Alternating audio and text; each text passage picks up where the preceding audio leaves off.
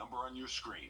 Johansson Sporting Goods is locally owned, family operated, and has been Augusta's first choice for athletic equipment, apparel, and footwear for over 50 years. Specializing in team sales, we carry trophies, offer in-house engraving, and specialize in screen printing and embroidery.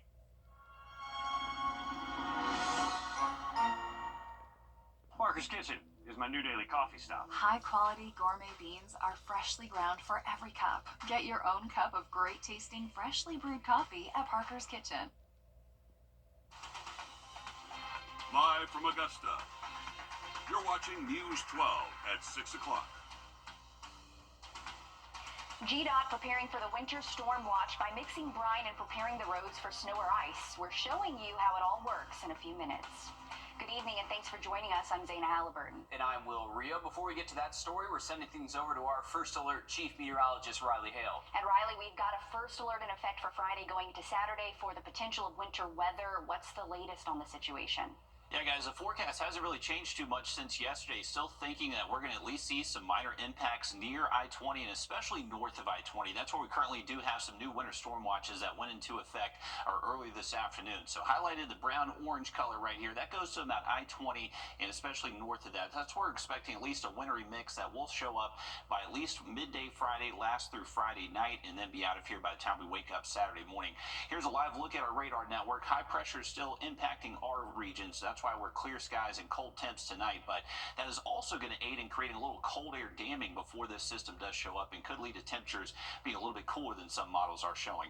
Dallas to Memphis currently underneath a winter storm warning, so that's where they're anticipating winter weather over the next 24 hours. For us here locally, what we saw issued earlier this afternoon is a winter storm watch that does include Tolliver, Wilkes, Lincoln, McCormick, Edgefield, and Saluda County. Anywhere north of that, that's where the highest chance of seeing those winter impacts is going to be felt. Don't want to ignore these, though. In our southern counties, we actually have a cold weather advisory in effect, and that's for wind chill anywhere from 15 to 20 degrees by early tomorrow morning. So be safe with this. We are going to see frigid feel-like temperatures to start off our Thursday, definitely enough to create some dangers for those outdoor pets. So make sure they're staying warm as we head into tonight. Now, as far as our first alert on Friday, we do have northern counties underneath a winter storm watch. We'll likely start to see our wintry mix show up by around mid-morning and not get out of here until we get to much later Friday night. Right now, we're just expecting some minor impacts, mainly in the way of creating some hazardous travel. We'll have much more on this coming up in just about 10 minutes. We continue to post breaking news over in downtown Augusta after a man is shot and killed in broad daylight. Crime scene tape still up over by the Imperial Theater and the Richmond Summit Apartments. Julius Evans joins us live with the latest. Julius. Will, Zana, I'm still out here on the scene. It's quieted down quite a little bit since we've been here over an hour ago, but there are still deputies out here. Like you said, crime scene tape is still up, and there's about two Richmond County Sheriff's deputy cars out here right now, and at least two that are unmarked that are just still on the scene right now. And as you can see right behind me, there's still the crime scene unit van here where they're still just surveying information, really just trying to get to the bottom of things. When our team first arrived here, there was still very much an active scene, and there were deputies out, talking to witnesses, trying to figure out what happened. But what we know so far is one person shot in the chest and is dead, and there is a possible suspect that has been detained and is in custody right now. We're working to find out more information about the identification of the suspect and the victim. But right now, very, very disturbing scene. I walked down this road, down a couple blocks, just trying to talk to people about what they saw, and the majority of people are just in shock right now. Like you said, this happened in broad daylight on Broad Street. A lot of people told me that they're in shock right now that something like this would happen. And like I said, we are still working to learn more information about exactly what happened, but we'll keep you up to date as we learn more. Thanks, Julius, for staying on top of this, but a frightening situation for all the people downtown and the businesses, everything happening in broad daylight where we know so many people gather. Yeah, a very busy area, like Julius, you said, right across from the Imperial Theater there. So, of course, many more details to find out with the shooting. We'll stay on top of that online and right here on air as well. Thanks again, Julius. Well, like our chief meteorologist was saying just a few minutes ago, it's best to avoid driving Friday evening because as it gets colder, the roads will be more treacherous out there. But to combat that, GDOT is hard at work making its own brine to salt the roads and keep you safe. Your Andre Dickherber shows us how it all works. This machine right here is what helps mix the brine that goes out on the roads to help keep everyone safe. And with the potential of winter weather, trucks could be out on the roads as soon as tonight. Before you hit the road this week, make sure you're weather aware. We're just trying to make the roads and sidewalks, streets, interstates as safe as we can for everybody. Preparing for what could happen. It's a process that needs to be done at least a day in advance. Crews have been making brine all day Wednesday. It's a combination of salt and water, helping decrease freezing on roads. Well, if you remember the big ice storm of 2014, people were basically like stranded on interstates and highways and having to leave their cars to get to safety. Just the people of Georgia got together and just feared that that was never going to happen again. That's sort of why we do this. It's sort of like it's a preemptive strike thing to kind of keep it from happening again. Because it's always better to play it safe. Crews will apply brine solution to interstates, state routes, bridges, and overpasses. You could just put salt out, but actually putting brine out actually works better than just putting the salt out. So that's why we're here. We're here getting our tanks ready, because we'll have trucks come through and we'll fill their tanks up, and they'll go out and they'll ride the routes and put out the brine, which is like just in case it happens. You want to be ready. Rather be ready and it not happen than not be ready and it happen, and that's just going to cause a bad day for everybody. GDOT recommends you limit your travel Friday night into Saturday morning and give crews space to do their job safely so they can help keep you safe. In Augusta, Audrey Dickherber on your side. And we know that SCDOT is also preparing our roads on the other side of the river. As we've seen the forecast from First Alert Chief Meteorologist Riley Hale, we're expecting a lot of those northern counties above I-20 to get hit the worst with this. And it's nice to see them already preparing days in advance. And just in the last few minutes, we've learned Edgefield County schools will move to e-learning for Friday because of the chance for bad winter weather. Richmond County School says they'll make that call tomorrow afternoon. Well, the Richmond County Marshal's Office is carrying out an average of 16 evictions a day. This news shared during this week's commission meeting, highlighting the possible dangerous situations they're entering every day. It's also shedding light on the housing issues we're facing in our area. Your Sydney Hood joins us live from the newsroom in Sydney. You spoke to the Marshal's Office today on this issue. The Marshal says 16 evictions a day is the average number they've seen going back to the pandemic. And as families in Richmond County are at risk of eviction, rental assistance is the lifeline helping them through. Marshal's Office! When entering a home to carry out an eviction, Eviction is just like a traffic stop. You never know what you're going to get. because oftentimes they are facing people at their lowest point. The only thing they have is being put out on the street. So who wants to go through that? So we had some aggressive evictions. We had some standoffs before. We had to use a SWAT team to do it. We had to have different tactics to go in and get people sometimes. So some people just don't want to go. On top of 16 evictions per day for the Richmond County Marshal's Office. We do have a real big log of evictions, and right now we're running about 2 to 3 weeks behind because we have so many evictions. They're scheduled out about 2 or 3 weeks. The reason behind each eviction varies, but the one constant is the need for resources. As a community, we're working towards finding some more solutions, but as of today, there's just not enough. There's not enough housing. It's just, we're at a major housing crunch in our community. And it doesn't help, many are still recovering from Hurricane Helene. We've had to anticipate and wait to see what landlords are doing to know what the impact is going to be on our community. And I don't know if all landlords knew what they were going to do with their tenants. So we're seeing kind of a mixed bag of what people are doing. But if some landlords are like, nope, you're late, or after day 5, you've got ridiculous late fees, and then now here's the eviction, then no wonder you're seeing 16 a day. If you or someone you know needs assistance, United Way says the easiest thing to do is call 211 Monday through Friday from 8:30 to 5. We'll have a link to the resources on our website, wrdw.com. 16 evictions a day is a lot. When you start to think about the magnitude of what they're actually dealing with, we know in Richmond County, affordable housing also a major issue. Sydney Hood on that for us. Thank you again, Sydney. The Augusta Training Shop has been employing people with disability for nearly 80 years. The nonprofit is coming off their busy season and say they rely on the community to keep going year-round. They're finding solutions and growing the program so others can share their talents. It's a place that's been around since 1947, employing adults with disabilities. Inside, you can find an array of gifts like ornaments, vases, paintings, and bracelets, all handcrafted by the employees. Oh, it makes me feel good. Feel a little good about that. Kevin Reyes has been working at the Augusta Training Shop for 7 years. First day, I was so welcomed here, I was like, oh, wow, since day one, I love this place. They're coming off their busiest time of the year, which is Christmas, and want you to know they offer a lot year-round. We also do furniture repair, refinishing, seat weaving, hand caning. We're really a great stop for that. Devin Sprague says it's great to see the growth in everyone who works here. It's amazing to see the people that come in, especially that are just starting, to see how they learn and pick up the different crafts, and they might learn something they never thought they could do, and they pick it up and they're really good at it.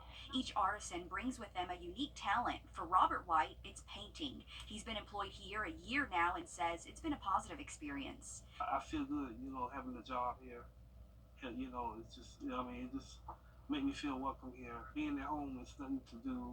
I just like getting out in the community, helping people out. They are a nonprofit organization, so support from the community allows them to continue their mission. Really just having people come in, volunteer with us, even just coming in and talking with our employees, meeting them. We really rely on the community to show up for us. And again, Christmas time is their busy season, and they just want to remind the community that they still are here year-round. You can go actually shop inside the store or online. And if you notice, right now they're getting ready for a Valentine's Day, so they're preparing a lot of hearts. But of course, they have the famous snowflakes as well that they've been making since like 2010. Yeah, and I love that they're opening up their program and including everyone with that. That's great to see. Great crafts there too. And like you just said, increasing. They want to continue to grow that program. They were able to hire 4 new employees last year, which makes 25 employees currently. And again, if you would like to support them in any way or shop there, we have their information on our website under the Finding Solutions tab. But very talented people, what they're doing. I was really trying to watch and learn, but it definitely takes time, I think. Yeah, absolutely. You said that you got a gift from them too, right? I did. Thank you so much for my angel. And I got a beautiful painting. So very sweet people there. Just great to have conversation with them too. Get out there and support them. That's awesome. After the break, we're sitting down for a one-on-one with Richmond County's new interim superintendent. The areas she's focusing on coming up next, Riley. And we do have a cold weather advisory in effect tonight, and then First Alert Friday, some new winter storm watches put out this afternoon. I have an update for you just after the break. Your safety comes first with the First Alert Radar Network. First just got faster. This is not you. It's not me. All in one place. Ranger, F-150, F-250, and more. Upgrade your tailgate today at TruckCenterofAugusta.com and the official Truck Center of Augusta. Gerald Jones Ford. Our First Alert commitment to you is the power of 5 meteorologists, all the tools, the latest technology, and the first team of 5 meteorologists. News 12's First Alert Weather on your side. It's the one thing injured people for themselves. Hundreds of millions recovered for our client.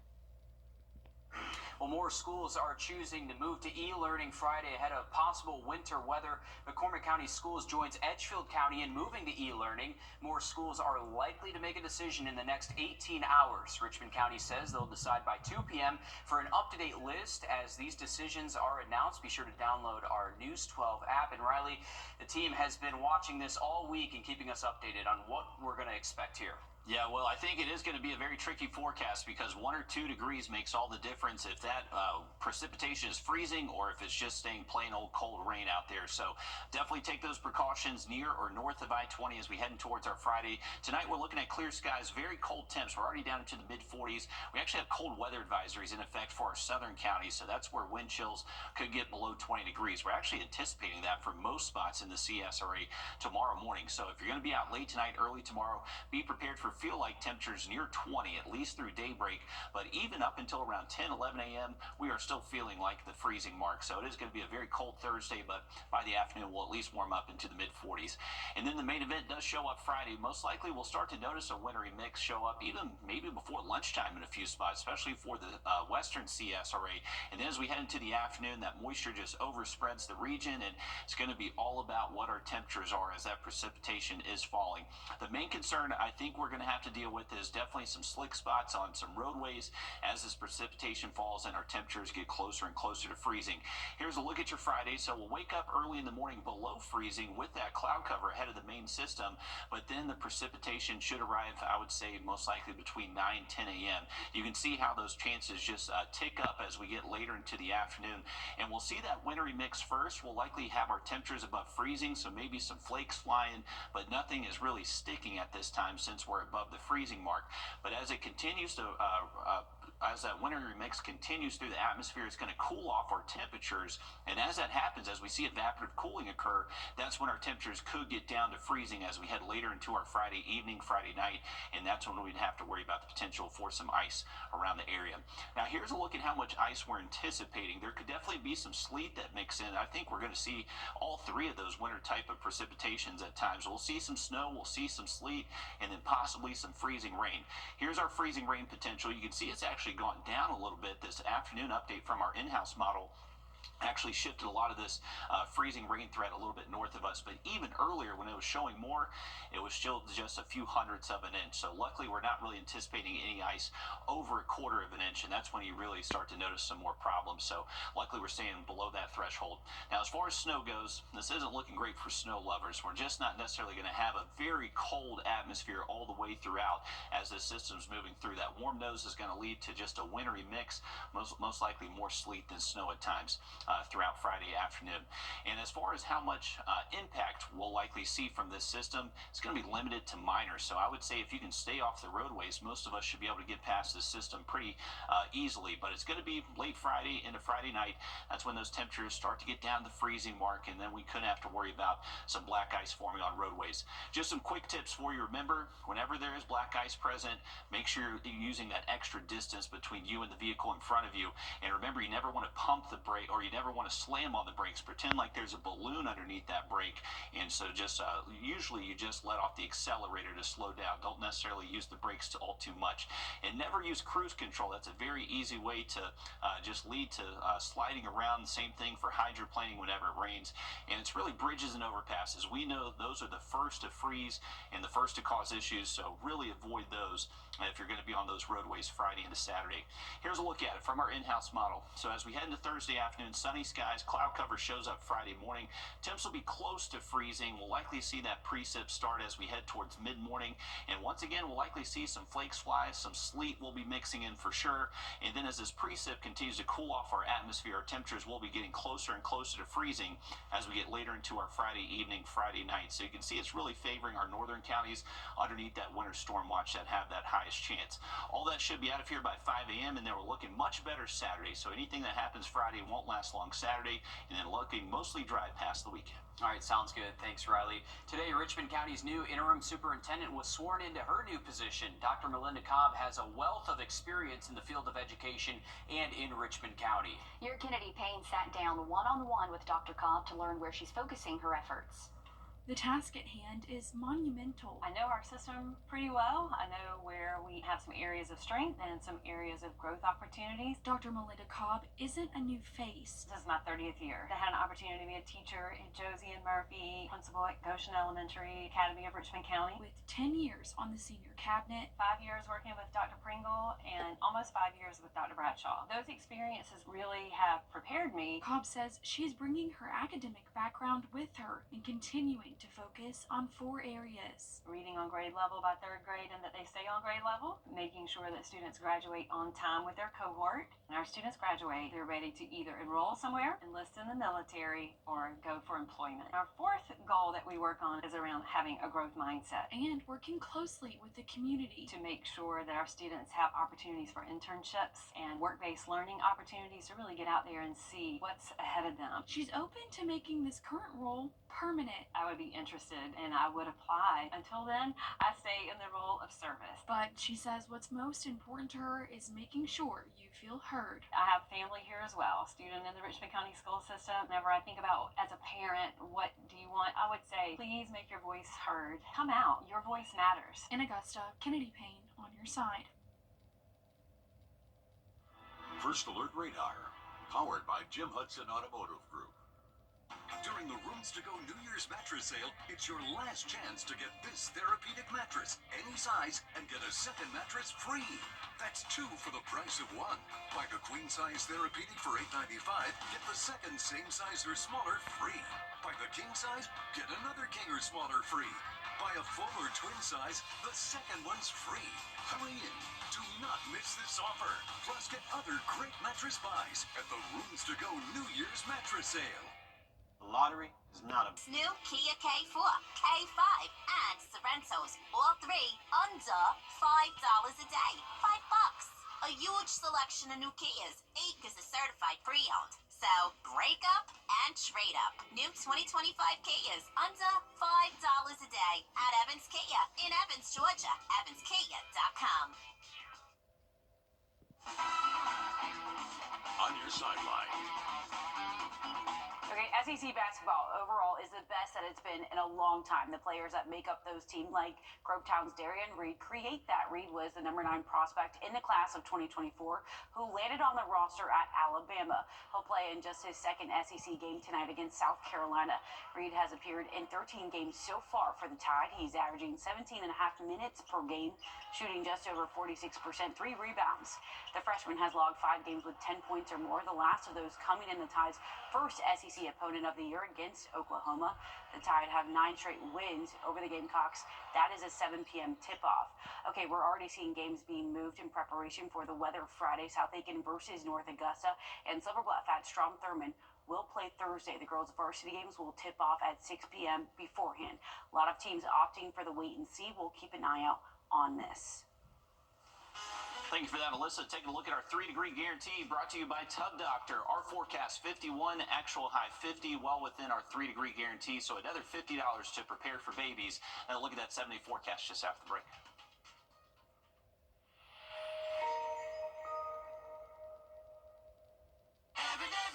Circle K, make life a little easier. Start saving on fuel now. Download the Circle K app and join today for free. All right, folks, remember, heading into tonight and tomorrow morning, we're going to be dealing with some very cold temps. We actually have a cold weather advisory in effect for some of our counties. Everyone's going to be feeling like 15 to 20 degrees on the wind chill by daybreak tomorrow morning. We should stay sunny, though. This is the system that's going to be traveling across the country and showing up for us by Friday. So it's going to take a couple days for it to develop, but it's going to be impacting Dallas, Little Rock, Memphis, a lot of that Mid-South region as we head into tomorrow. Here's our setup. Heading into Friday morning, we're waking up near freezing, cloudy skies. This precip will most likely arrive mid-morning towards around midday. Our temperatures right now expected to be within a degree or 2 of freezing, so that's where the concern for some wintry precip is going to come into play. And we'll stay hovering in the mid to low 30s through the entire event. It will likely push east of us by the time we get to around, say, 3, 4 a.m. Saturday morning. We'll be near freezing Saturday by daybreak, but later into the afternoon, we're well above freezing and seeing everything go away that potentially does occur on Friday. So we do have that first alert in effect all day Friday into Friday night. We're good to go by Saturday, and then we're talking about just some cold air arriving for the weekend and the next week. Okay, thank you, Riley. We're back live on 26 News at 7. And for News 12 at 10 and 11 o'clock. Thanks for watching.